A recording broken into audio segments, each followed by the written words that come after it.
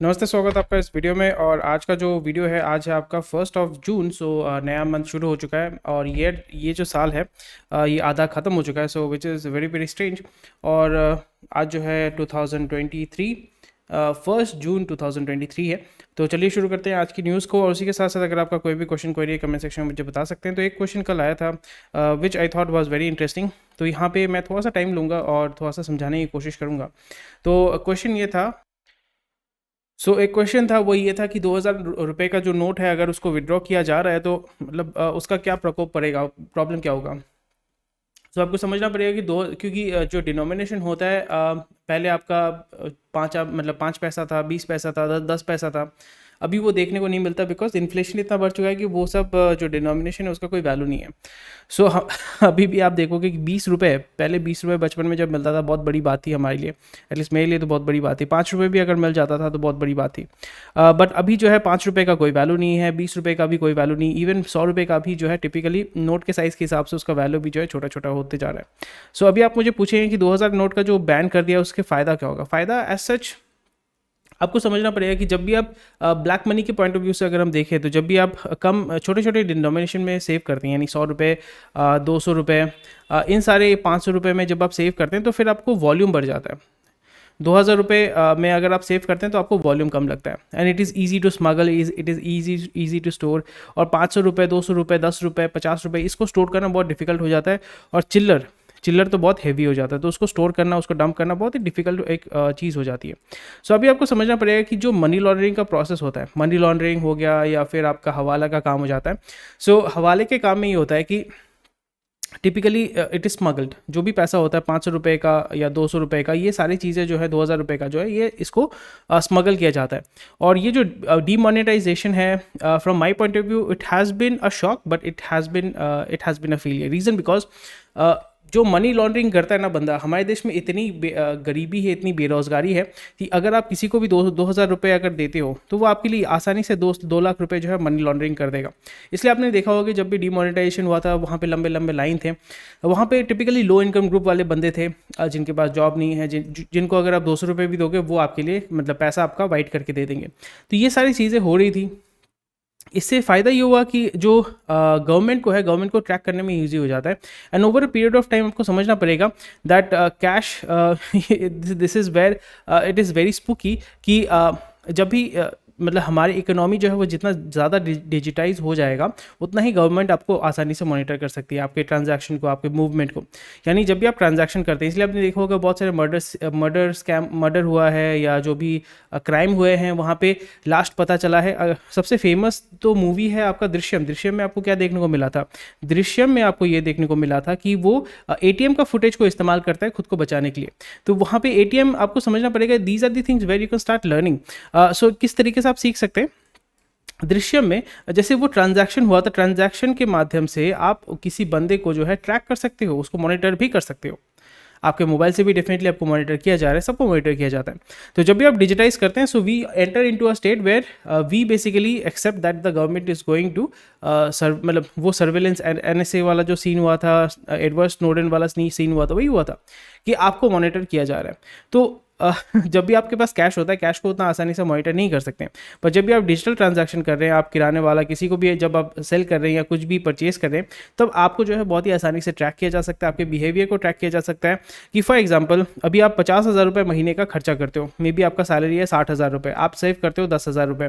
अभी आपके पास may be आप मनी लॉन्ड्रिंग का काम शुरू करने वाले हैं या ब्रेकिंग बैड जैसे आपने देखा था, तो आपने क्या किया, 50,000 की जगह पे जो है 1,50,000 रुपये खर्चा करना शुरू कर दिया, 2 लाख रुपये खर्चा करना शुरू कर दिया। यहाँ पे सिस्टम बनाया गया है, although I am not saying that this is the system, but this is how you are being tracked. कि आप 50,000 से अगर आप जंप करते हैं 1,50,000 में, तो फिर आपका होता है ना, फिल्टर होता है, तो सिग्नल जाता है कि फिर वो गवर्नमेंट जो आपको मॉनिटर करना शुरू करती है कि भाई इसके पास इतना पैसा कहाँ से आ रहा है, ये इतना खर्चा क्यों हो रहा है। तो इसलिए आप देखते हैं ना कि रेड हो रहा है, आईटी का रेड आपका वो हो रहा है, नोटिस आ रहे हैं, ईडी जो है आपका रेड कर रहा है, सीज कर रहा है। तो this is how it works. 2,000 रुपये निकाल दिया, इससे कोई फ़र्क नहीं पड़ता, बिकॉज जो बंदा मनी लॉन्ड्रिंग कर रहा है वो अभी क्या करेगा, वो आइदर इसको गोल्ड में कन्वर्ट करेगा गोल्ड जो है प्रॉब्लम ये हो जाता है कि गोल्ड उसको सेल करना बहुत डिफिकल्ट हो जाता है, क्योंकि अनमार्क्ड जब भी आप किसी को सेल करने जाते हैं it is little bit spooky. So gold is a way to do money laundering या डॉलर, फिजिकल डॉलर आप परचेज करो। इसलिए आप देखोगे बहुत सारे, आप यूट्यूब में भी सर्च करोगे कि कैसे इंडिया में डॉलर जो है स्मगल करके लाया जा रहा है। फिर ब्लैक मनी में, ब्लैक मार्केट में डॉलर का वैल्यू बहुत ज़्यादा बढ़ रहा है। पाकिस्तान में भी ब्लैक मार्केट में डॉलर का वैल्यू बहुत ज़्यादा बढ़ रहा है, इंडिया में भी ब्लैक मार्केट में डॉलर का वैल्यू बहुत ज़्यादा बढ़ रहा है। यानी अभी अगर आप वाइट मार्केट में यानी लीगली अगर आप परचेस करना चाहते हैं, मे बी 80 to 83 रुपीज़ पड़ेगा, पर उसी जगह पे आपका 20% प्रीमियम होगा, 10% प्रीमियम होगा अगर आप ब्लैक मार्केट में उसको परचेस करना चाहते हैं।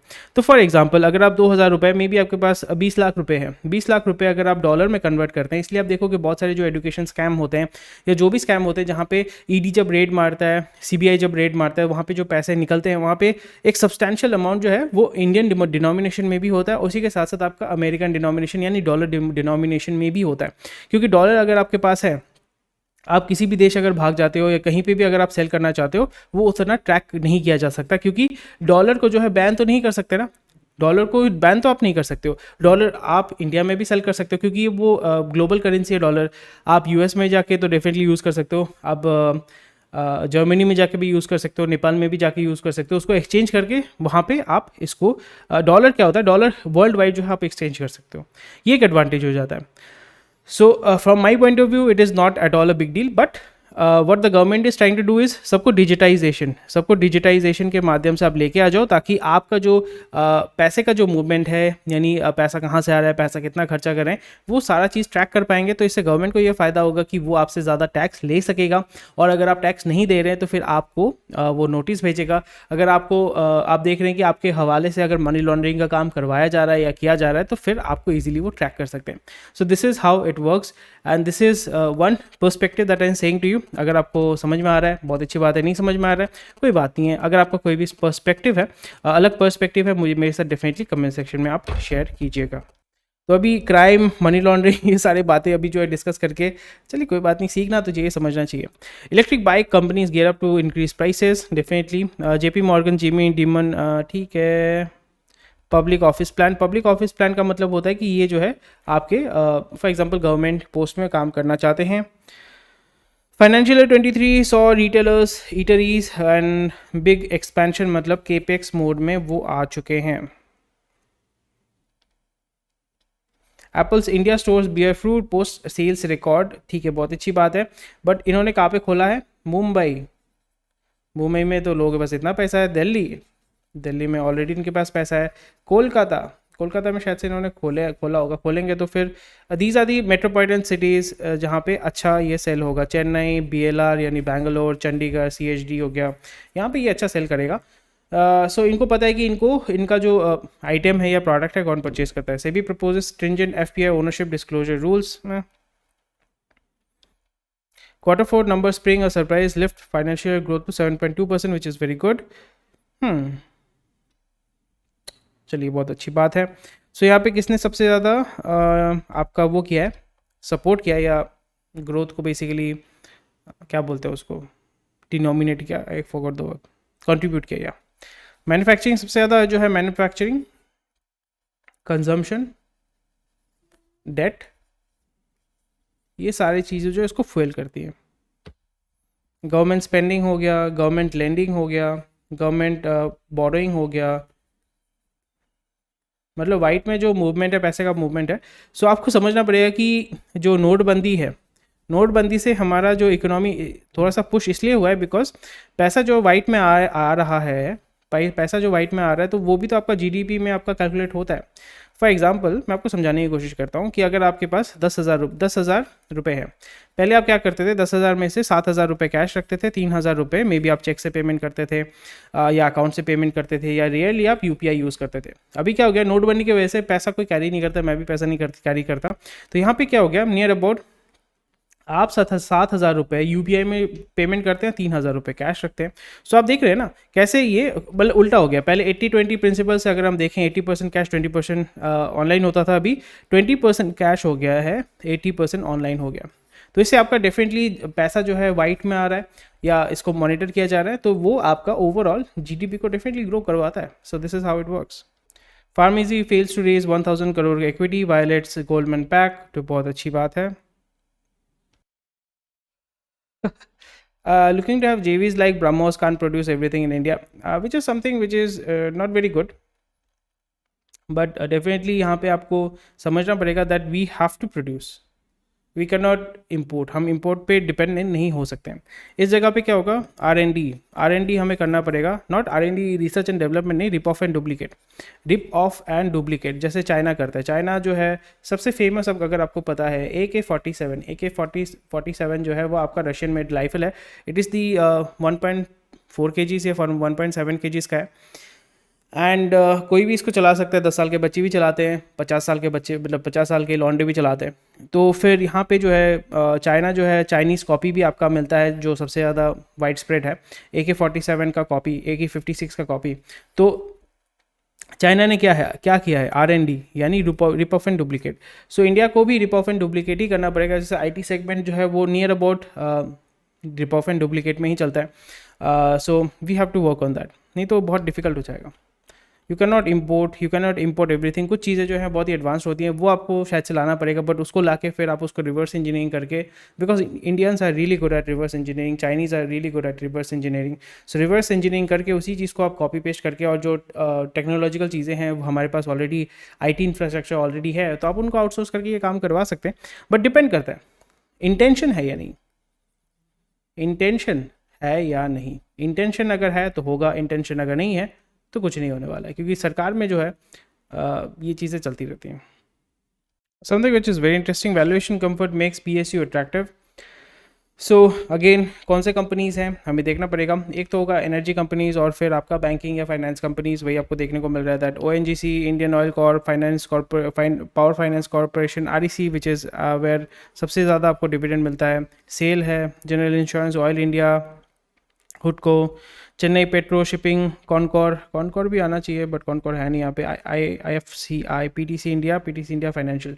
Will I invest in any of it? No, not really, except for REC और NMDC। या ये दो कंपनी है, दो PSU है जहाँ पे मैं बहुत ही इंटरेस्टेड हूँ। IRCTC भी to a certain extent, but वही है, आपने देखा था क्लासिक एक एग्जाम्पल हुआ था कि गवर्नमेंट ने बोला कि हम जो है चार्जेस बढ़ाएंगे, फिर उसके 12 घंटा बाद बोलते हैं नहीं चार्जेस कम कर देंगे। तो ये सारी चीज़ें होने की वजह से क्या होता है कि स्टॉक मार्केट में शॉक वेव्स आते हैं, which is actually not very good.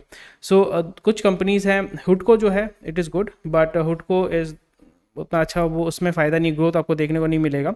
सो मेरा जो ऑब्जेक्टिव होता है कि REC is good, NMDC is good. NMDC उतना रिटर्न नहीं देता बट आपको बहुत अच्छा डिविडेंड देता है।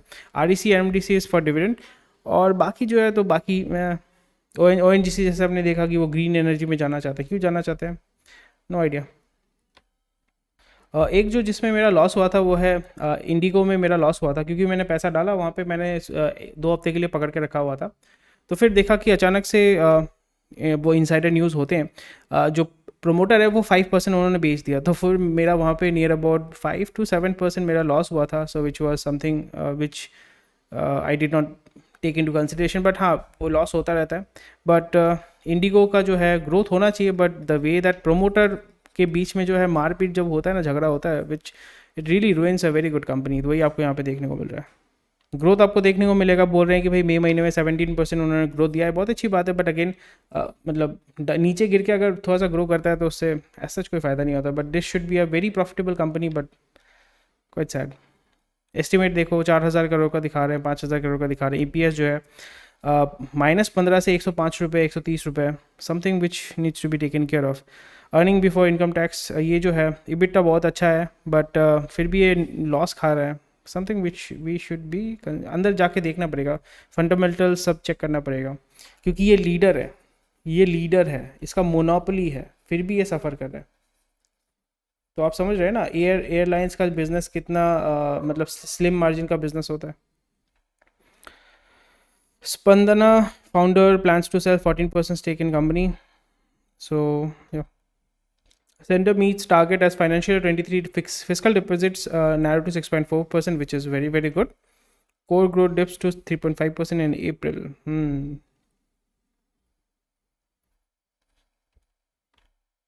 कुछ चीज़ें देखना पड़ेगा। जैसे ये जो इसको बोलते हैं एक टर्म आता है, उसको बोलते हैं कि आपका यूटिलिटी, हाँ यूटिलिटी इंडस्ट्री। यूटिलिटी इंडस्ट्री यानी ये आपको चाहिए होगा, जैसे electricity, crude oil, cement, steel, fertiliser, ये आपको चाहिए होगा। तो उस सेगमेंट में जो है आपको क्या देखने को मिल रहा है, that the core growth dips to 3.5% in April. यानी ये सारे जो सेगमेंट है, electricity, crude oil, cement sector, fertiliser sector, इसमें जो है आपका ग्रोथ जो है बहुत गिरा है। क्यों गिरा है डेफिनेटली आप मुझे बताइए कमेंट सेक्शन में, क्यों गिरा है, क्यों हो सकता है, क्या हो सकता है, डेफिनेटली आप मुझे बताइएगा। But again something which we should be focusing on, because India में जो है इंटरनल कंजम्पशन और एक्सपोर्ट भी हम कर सकते हैं, तो we should be growing at a more rapid pace here. But government का फिजिकल डेफिसिट कम हुआ है तो ये बहुत अच्छी बात है। फिजिकल डेफिसिट अगर कम होगा तो फिर उसका जो बोरिंग रिक्वायरमेंट है वो भी कम होगा। बोरिंग जब आप कम करेंगे तो फिर आपका जो इंटरेस्ट रेट जो आपको देना पड़ता है वो भी कम होगा। तो गवर्नमेंट का फिर टैक्सेशन में थोड़ा सा वो रिबेट दे सकते हैं, जैसे फ्यूल प्राइसेस, ये प्राइमरली फ्यूल प्राइसेस में वो थोड़ा सा डिडक्शन कर सकते हैं। तो देखते हैं, देखने की बात है, आपके कंट्रोल में नहीं है, किसी के कंट्रोल में नहीं है। India likely to be a key driver in Asia's growth within a decade. Company expect rise in capex and new manufacturing. जैसे मैंने बताया कि एक होता है इंटरनल कंजम्पशन, एक होता है एक्सटर्नल, यानी एक्सपोर्ट आप करते हो, ठीक है। तो चाइना जो है उसका भी ह्यूज पॉपुलेशन है, अभी तक जो है it was the most populous country in the world. तो उनका इंटरनल कंजम्पशन तो हो रहा है, पर उनका जो मेन इनकम होता था वो होता था एक्सपोर्ट से, यानी यूरोपियन मार्केट, आपका जो Australian market, European market, American markets, primarily America में वो एक्सपोर्ट कर करके उन्होंने बहुत पैसा कमाया। सो आपका इंटरनल कंजम्पशन तो होगा। लैंड मास चाइना का अगर हम कंपेयर करें, लैंड मास वहाँ पे बहुत ज़्यादा है, तो डेवलपमेंट होने के चांसेस बहुत ज़्यादा है, स्पेस ज़्यादा है वहाँ पे इंफ्रास्ट्रक्चर के या कोर सेगमेंट में।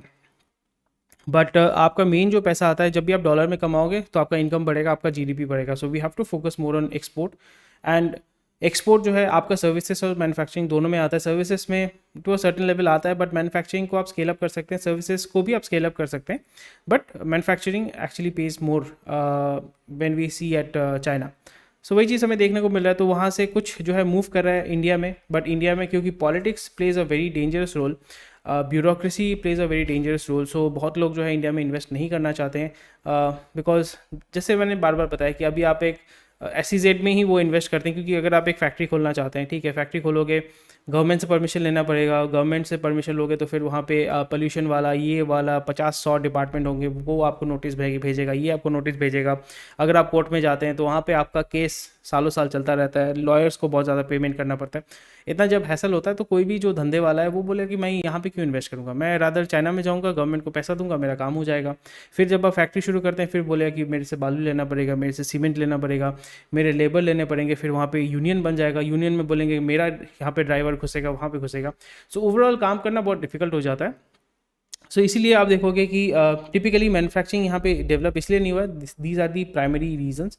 एंड इसलिए आप देखोगे कुछ कुछ स्टेट में बहुत ही रैपिड आपका इंडस्ट्रियलाइजेशन हुआ है। Gujarat is one example, Maharashtra is one example, Tamil Nadu is one example, और बहुत सारे स्टेट्स में जो है मास एक्सोडस हुआ है। जैसे मैं जहाँ से बिलोंग करता हूँ, दैट इज़ वेस्ट बंगाल।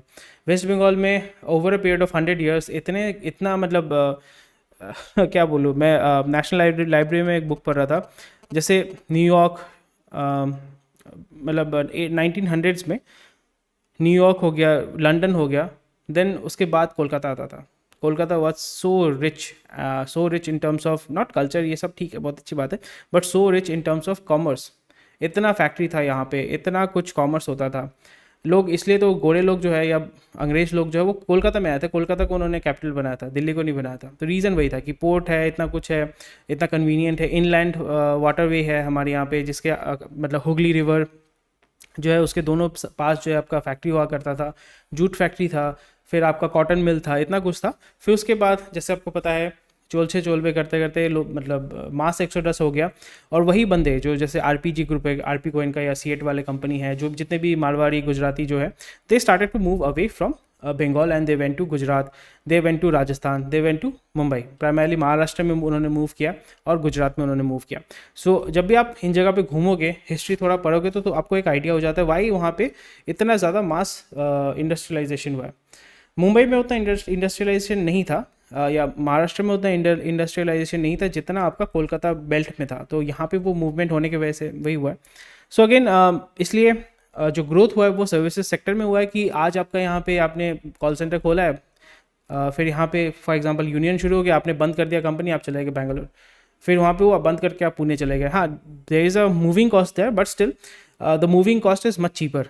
आपको मैन्युफैक्चरिंग सिस्टम बनाने में बहुत खर्चा होता है, बहुत सिस्टम लगाने पड़ते हैं, बहुत परमिशन लेना पड़ता है। बट अगर आप कोई सर्विसेज प्रोवाइड कर रहे हैं, बीपीओ सर्विसेज प्रोवाइड कर रहे हैं, आपके पास इंटरनेट, एसी, कंप्यूटर चाहिए होगा, हेडफोन सेट चाहिए होगा, दैट्स इट। और क्या चाहिए आपको? लाइट चाहिए, और तो कुछ ज़्यादा कुछ चाहिए नहीं। सो इसलिए इस जगह पे ये हमें देखने को मिल रहा है। सब बता रहे हैं कि India is a growing economy, बहुत अच्छी बात है, बट हमें ये देखना पड़ेगा कि हाउ द गवर्नमेंट, ये सारे रिपोर्ट हैं, मॉर्गन स्टैनली, गोल्डमैन सैक्स, ये सब कुछ बोलेंगे, बहुत अच्छी बात है, बट ये एक्चुअली में जब होने वाला होगा तब आप देखोगे कि प्रॉब्लम कहाँ पे शुरू हो रहा है। जैसे कि नॉर्थ ईस्ट में मैन्युफैक्चरिंग सिस्टम तैयार करना इट्स वेरी डिफिकल्ट, बट हम वहाँ पे सर्विसेज सेक्टर को लेके जा सकते हैं, बिकॉज वहाँ पे जैसे मैंने बताया कि services sector is much more easier to grow there. Manufacturing अगर आप करते हैं जियोग्राफिकल रीजन की वजह से, फिर आपका मिलिटेंसी की वजह से वहाँ पे उतना डेवलपमेंट करना पॉसिबल नहीं है। मतलब नॉर्थ ईस्ट का मैं अगर बात बोलूँ, फॉर एग्जांपल मणिपुर, जहाँ पे अभी राइट्स हो रहे हैं, विच इज़ वेरी अनफॉर्चुनेट। तो these are the things which need to be taken care of. Rohini Nilekani, philanthropist to $3 million to CDPI। तो आपको मैं एक एग्जांपल मैं देना चाहता हूँ कि थोड़ा सा मुझे स्टडी कीजिए, मतलब थोड़ा सा आप स्टडी कीजिए। वो ये है कि अजीम प्रेमजी फाउंडेशन या रोहित नीलेकनी फाउंडेशन, ये सारे जो है वो कौन से मीडिया कंपनीज को फंडिंग करती है, इसलिए उनके ऊपर हिट जॉब नहीं होता है। थोड़ा सा पॉलिटिकल चीज़ें मैं बता रहा हूँ, बट जाके आप थोड़ा सा चेक कीजिएगा, it will give you an idea how image management is done, P R campaigns are done. So आपको जो लगता है कि भाई ये लोग जो IT वाले बंदे हैं, जो भी बंदा है, मतलब बहुत अच्छे हैं, बहुत बढ़िया है, जैसे इलॉन मस्क को लोग पूछते हैं, बहुत सारे इंडियन बिजनेस ओनर्स को भी पूछते हैं। सो उसके पीछे भी आपका एक PR कैंपेन चलता है, इमेज मैनेजमेंट चलता है, वो जाके आप थोड़ा सा सर्च करो, आपको पता चल जाएगा। Anyway, thank you for watching this video. कोई भी क्वेश्चन क्वेरी है, मैं आपको बीच बीच में ना थोड़ा सा क्वेश्चन दिया, मतलब देना शुरू करूँगा। थोड़ा सा मतलब इंटरेस्ट लीजिए, थोड़ा सा सर्च कीजिए, सीखिए, और मुझे कमेंट सेक्शन में बताइए, क्वेश्चन कीजिए, I will be more than happy to help you. And that's about it. ज़्यादा कुछ न्यूज़ आज है नहीं। यहाँ पे आपको सपने दिखाए जा रहे हैं, सपने कैसे दिखाए जा रहे हैं? सपने ये आपको दिखाए जा रहे हैं, सपने आपको ये दिखाए जा रहे हैं कि भैया इंडिया जो है ग्रो करेगा, डेफिनेटली ग्रो करेगा। इंडिया का जो पॉपुलेशन है उसको ग्रोथ करना ही पड़ेगा, कंज्यूम करना ही पड़ेगा। बट इस सपने के अंदर आपका रियलिटी कहाँ पे छुपा हुआ है, आप कैसे यहाँ पे पैसा कमा सकते हो, आप इसका कैसे बेनिफिट ले सकते हो, तो उसमें हमें देखना पड़ेगा, उसी चीज़ को हमें ट्रैक करना है। और यहाँ पे जो न्यूज़ कवरेज आई थिंक 1 साल हो गया है, विच इज़ एक्चुअली अमेजिंग। मैंने 1 साल कंटिन्यूसली इसको किया है, तो बहुत बड़ी बात है एटलीस्ट मेरे लिए।